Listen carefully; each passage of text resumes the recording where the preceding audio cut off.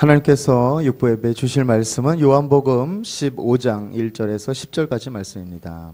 우리 요한복음 15장 1절에서 10절까지 말씀 우리 한 절 한 절 번갈아 가며 읽도록 하겠습니다.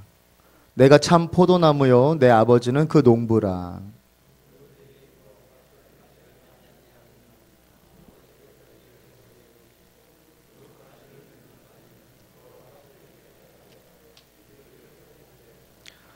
너희는 내가 일러준 말로 이미 깨끗하였으니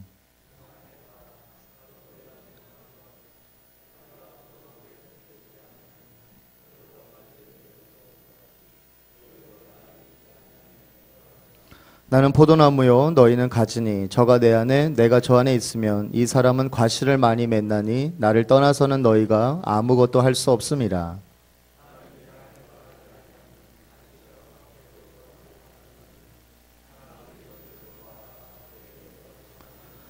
너희가 내 안에 거하고 내 말이 너희 안에 거하면 무엇이든지 원하는 대로 구하라. 그리하면 이루리라.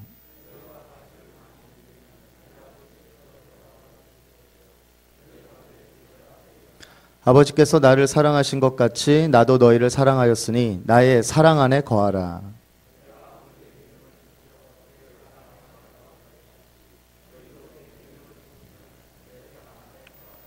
아멘.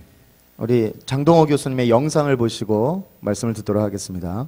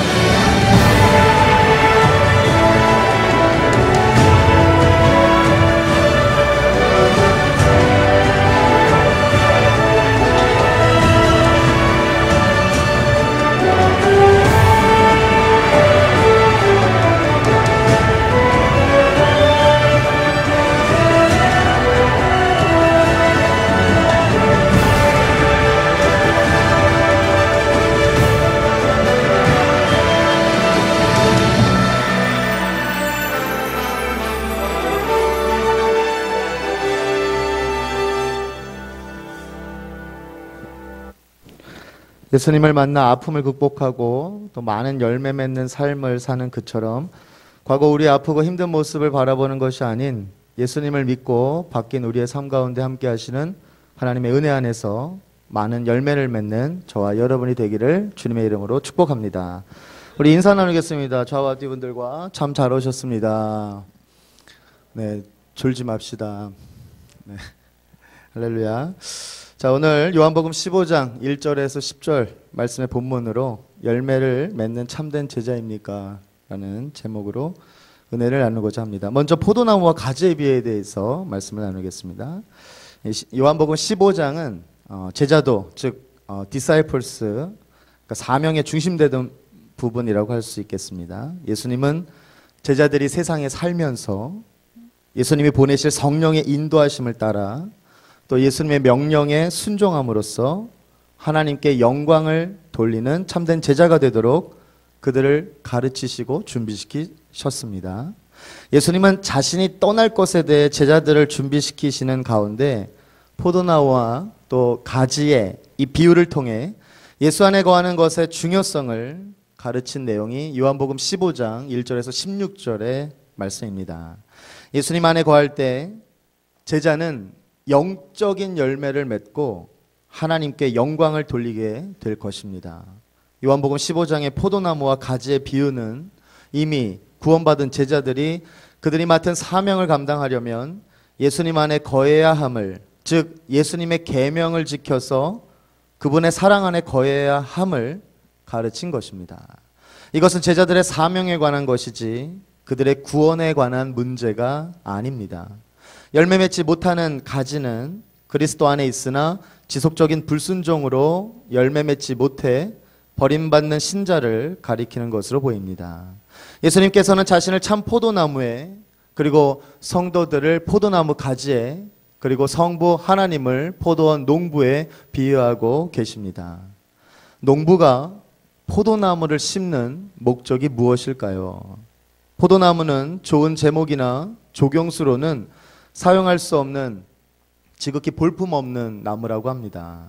그러나 포도나무가 만들어내는 그 열매는 그 어떤 열매보다 귀하다고 합니다. 포도 열매는 사람들에게 기쁨과 또 행복을 줍니다. 그렇기 때문에 농부들은 포도나무를 심고 정성을 다해 가꾸는 것입니다. 그러나 반대로 열매를 맺지 못할 경우에 가차없이 제거해 버린다고 합니다.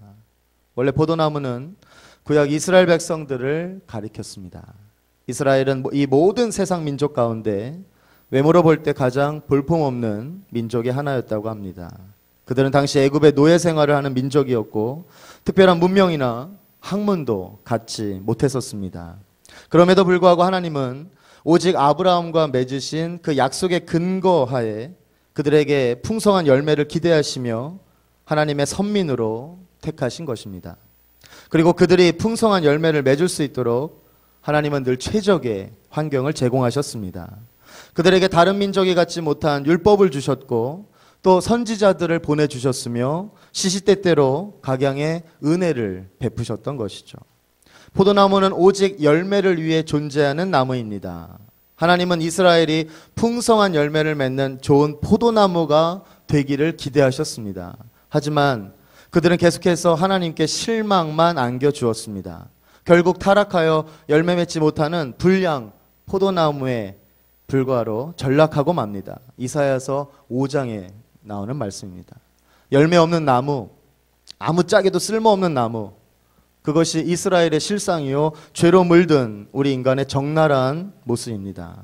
구약 성경에서 포도나무의 상징은 타락의 개념밖에 달리 사용되지 않는다는 사실은 매우 흥미롭습니다. 그리고 두 번째, 본문의 말씀으로 열매를 맺는 참된 제자가 되기 위해 주님은 내 안에 거하라 대한 말씀을 전하겠습니다. 4절에서 5절에서 보면 주님께서 모든 성도들을 가지에 비유하시며 내 안에 거하라 말씀하십니다. 그리고 그 이유로 나를 떠나서는 너희가 아무것도 할 수 없음이라 말씀하십니다. 여기서 중요한 것은 거하라입니다. 영어로 remain, 헬라어로는 메노라고 하는데요. 요한복음 15장에 10번이나 사용되는 아주 중심 단어입니다. 예수님 안에 거한다는 것은 그분과의 영적 사귐을 지속적으로 가지는 것을 의미합니다. 그러니까 예수님 안에 거하고 있습니까? 누가 물어봤을 때 네, 예수님 안에 거하고 있습니다. 그러면 예수님과 영적 사귐을 지속적으로 가지는 것을 의미합니다. 우리 인생의 모든 문제 해결의 비결은 바로 예수님 안에 거하는 것입니다. 만일 여러분 가운데 지금 원수처럼 미운 사람을 앞에 두고 있다면, 원수를 사랑하라는 말씀을 실천할 수 없어 고민하고 있는 분이 계시다면 가장 먼저 해야 할 일이 바로 예수님 안에 거하는 것입니다. 그리고 예수님 안에 거하기를 거부하는 세상에 많은 문구들이 점점 많아지고 있습니다. 예를 들어 행복하려면 자기답게 살아라. 그럴싸한 말인데 예수님 안에 거하기를 거부하는 문구죠. 그리고 하고 싶은 건 마음대로 해라. 행복한 이기주의에 충실하라. 한 번 사는 인생 진정 행복해지고 싶다면 네 마음대로 살라. 세상에 이렇게 달콤한 말들이 많이 늘어나고 있습니다.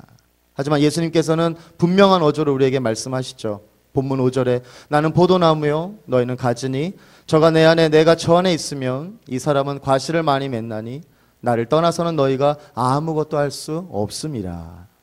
우리는 모두 예수님의 말씀을 따라 하나님께서 주시는 그 사랑 안에서 이타적인 삶을 추구해야 하는 사람들입니다. 우리 교회와 가정이 이런 삶을 살기를 주님의 이름으로 축복합니다. 그리고 열매를 맺는 참된 제자가 되기 위해 이 제자에 대해서 좀 설명을 드리겠습니다. 신약 성경에서 예수님의 이 제자는 일반적으로 예수님을 따르는 자를 의미합니다.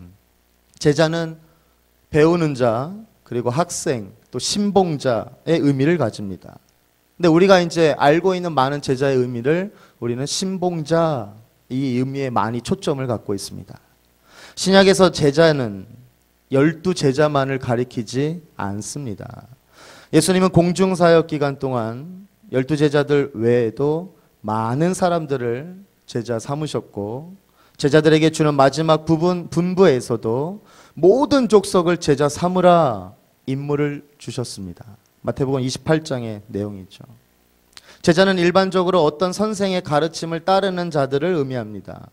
누가복음 6장 40절에 제자가 그 선생보다 높지 못하나 무릇 온전케 된 자는 그 선생과 같으리라. 신약 성경에서 이 제자의 단어가 무려 261회 사용되었습니다. 대부분의 경우 예수님을 따르는 자들을 가리키고 다른 의미에서 세례 요한의 제자들을 표현할 때도 같은 단어를 썼고 또 모세의 제자들 1회 그리고 바리새인들의 제자들 2회 이렇게 말할 때에도 같은 그 제자의 단어를 쓰였습니다. 제자의 단어는 신약 성경에서 복음서와 사도행전에서만 사용되고 있습니다. 그리고 주 2세기에 그리스도인들을 부르는 칭호로 이 단어가 다시 사용되기 시작했는데 주로 이 제자는 순교와 관련하여 사용되었습니다. 예수님의 제자가 된다는 것은 예수 그리스도가 주인 되심을 받아들이고 그에 따라 살아가며 전적인 헌신이 있어야 합니다.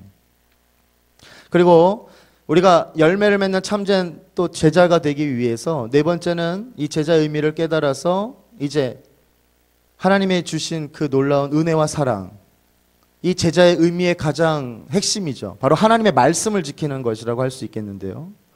이 구약의 이스라엘은 실패했으나 예수님은 하나님 아버지께 순종하심으로써 하나님의 의를 이루셨습니다. 또한 예수님의 가르침을 따르는 자들도 그리스도 안에서 의의 열매를 맺고 하나님께 영광을 돌리게 됩니다. 그리고 2절에서 보니까 내 안에라는 표현이 나옵니다. 그리스도와의 교제를 가리키므로 믿는 그리스도인을 뜻합니다. 포도나무와 가지의 비유가 그리스도 안에 있는 자들 가운데 열매 맺지 않는 자와 또 열매 맺는 자에 대해서 하나님이 하시는 일을 가리킨다는 것을 보여줍니다. 예수님은 본문 3절 4절 우리 한 번 더 읽겠습니다. 너희는 내가 일러준 말로 이미 깨끗하였으니 내 안에 거하라. 나도 너희 안에 거하리라. 가지가 포도나무에 붙어있지 아니하면 절로 과실을 맺을 수 없음같이 너희도 내 안에 있지 아니하면 그러하리라. 포도나무 즉 예수 그리스도에 붙은 가지에 열매가 있는 것과 없는 것에 따라 농부 즉 하나님께서 가지를 제하는지 깨끗게 하는지 여부가 결정되기 때문에 예수님의 말씀을 통해 이미 깨끗해진 제자들은 예수님 안에 계속 거해야 된다는 거예요. 그 이유는 거하지 않으면 스스로 열매를 맺을 수 없기 때문입니다.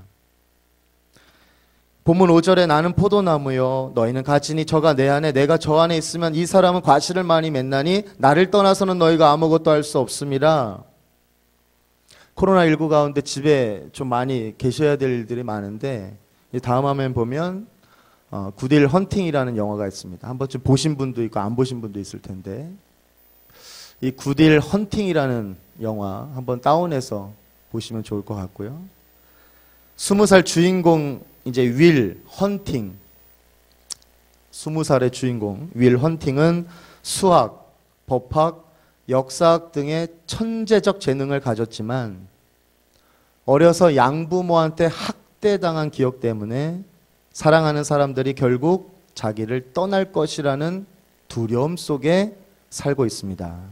영화 마지막 부분에서 심리학 교수 숀이 윌에게 법원에 제출해야 하는 그의 상담 기록을 보며 이렇게 말합니다. 이 모든 것은 네 잘못이 아니야. 반복해서 말합니다. 처음에는 윌 자신도 안다고 말합니다. 그러나 진정으로 그렇게 믿는 건 아니었습니다. 그는 여전히 자신의 잘못 때문이라는 두려움에서 벗어나지 못했습니다. 그래서 숀이 몇 번이고 네 잘못이 아니라 네 잘못이 아니야 반복해 줬을 때 이 윌은 비로소 그 사실을 받아들이며 치유를 받습니다. 자, 그렇다면 오늘 본문 5절의 말씀에 있는 것처럼 예수님은 포도나무요 여러분은 가지임을 믿으십니까? 다시 묻겠습니다. 예수님은 포도나무요 여러분은 가지임을 믿습니까? 다시 묻습니다. 예수님은 포도나무요 여러분은 가지임을 믿습니까? 제가 왜 같은 질문을 반복해야 할까요? 사실 아멘 한다고 다 믿는 것이 아니기 때문입니다. 예수님은 포도나무, 우리는 가지.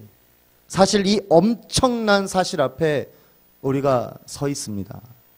하지만 많은 그리스도인이 이 사실을 실제로는 한 번도 믿지 않고 산다는 것입니다. 예수님은 포도나무요, 우리는 가지이기에 우리는 제자로서의 사명을 감당하여 우리의 교회와 또 우리의 가정이 치유되고 구원받을 수 있다는 이 놀라운 사실이 있음에도 불구하고 우리는 여전히 실제로는 한 번도 믿지 않고 살아가고 있는 것이죠. 허드슨 테일러는 중국 선교사로 떠나기 전에 사랑했던 연인과 헤어져야 했습니다. 어머니와는 만날 기약이 없는 작별을 했고요. 맏딸 그레이 씨는 8살 때 갑자기 세상을 떠났습니다. 또 상하이로 가는 뱃속에서 5살 된 아들을 잃었습니다. 막내 아들은 태어난 지 6개월 만에 죽었고 아내마저 33살에 숨을 거뒀습니다. 중국 내지 선교회를 만든 이 위대한 선교사 허드슨 테일러의 가정은 전혀 행복해 보이지 않았습니다. 그러나 어려움 속에서도 테일러의 주님을 향한 그 감사는 아주 커졌습니다. 테일러 선교사는 어떻게 고난을 극복할 수 있었을까요? 바로 오늘 본문 요한복음 15장 5절 말씀을 정말 믿었기 때문인 것이죠.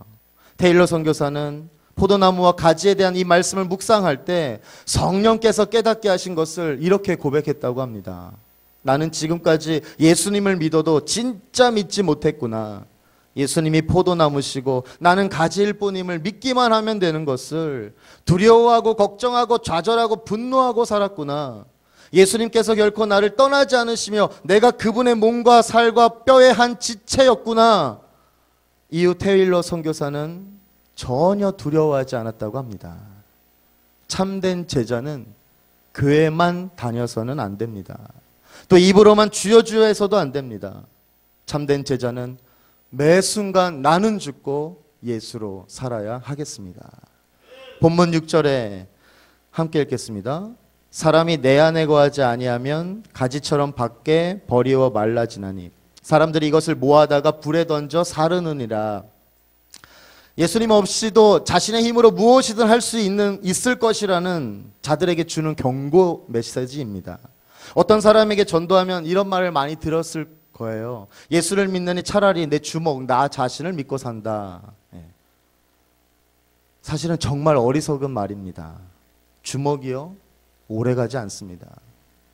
사람에게 가장 중요한 것은 뭘까요? 돈이나 명예, 자기 능력이 아닙니다. 또 도덕적으로 바르게 살았는가? 그거 아닙니다. 예수님을 믿고 그분 안에 거하고 있느냐가 사람에게 가장 중요한 것입니다. 본문 7절에 너희가 내 안에 거하고 내 말이 너희 안에 거하면 무엇이든지 원하는 대로 구하라. 그리하면 이루리라. 많은 사람들이 기도할 때 이 말씀의 후반부만 생각하면서 무엇이든지 원하는 대로 구하면 이루리라 말씀하셨다고 주장합니다. 그런데 사실 중요한 것은 전반부의 전제 조건입니다. 너희가 내 안에 거하고 내 말이 너희 안에 거하면, 그러니까 우리가 구하는 기도에 응답받기 위해선 먼저 힘과 능력의 원천 대신 예수님 안에 거하는 것입니다. 그분의 말씀 가운데 거하는 것이죠. 이것이 더 우리에겐 필요한 사항이죠. 그리고 본문 8절에 너희가 과실을 많이 맺으면 내 아버지께서 영광을 받으실 것이요 너희가 내 제자가 되리라. 예수님은 참 포도나무이시기 때문에 그 안에 붙은 가지는 열매를 많이 맺을 수밖에 없습니다. 그렇다면 역으로 많은 열매를 맺는 것은 예수님의 제자됨을 입증하고 마침내 하나님께 영광을 돌려드리는 것이죠. 그렇다면 우리의 과제는 열매를 맺는 일이고 예수님의 참된 제자가 되는 길입니다. 이런 일들은 우리의 순종을 요구합니다. 하지만 궁극적으로 이 일을 행하시는 분은 예수님입니다. 열매를 맺으려 할 때 반드시 필요한 덕목을 세 가지로 요약하면 뭐가 있을까요? 바로 용기, 지혜, 은혜입니다. 예수 그리스도께서 완벽한 용기와 지혜와 은혜를 갖고 사역을 감당하셨습니다. 예수 그리스도를 닮아가면서 우리가 참된 제자로 사역을 할 때 우리에게 꼭 용기, 지혜, 은혜 이 세 가지가 모두 필요하다는 것을 우리는 기억해야 하겠습니다. 용기만 있고 지혜가 없으면 멧돼지처럼 저돌적으로 맨날 직진, 요즘 유행하는 그 직진만 하기 때문에 어떤 일이 벌어지냐면 지도자도 다치고 추종자들도 다 다치게 됩니다. 용기만 있고 지혜가 없다면 멧돼지처럼 직진, 하지만 지도자도 다치고 추종자들도 다칩니다. 반대로 지혜만 있고 용기가 없다면 항상 주변만 살피다가 전진은커녕 그냥 그 자리에 머물게 됩니다. 용기와 지혜는 있는데 그렇다면 은혜가 없다면 어떻게 될까요? 다 갖춘 것 같아도 하나님께서 늘 함께 하셔서 잘되게 해주시는 그 은혜가 없다면 스스로 쌓은 공든탑이 무너지는 결과를 초래할 수밖에 없습니다.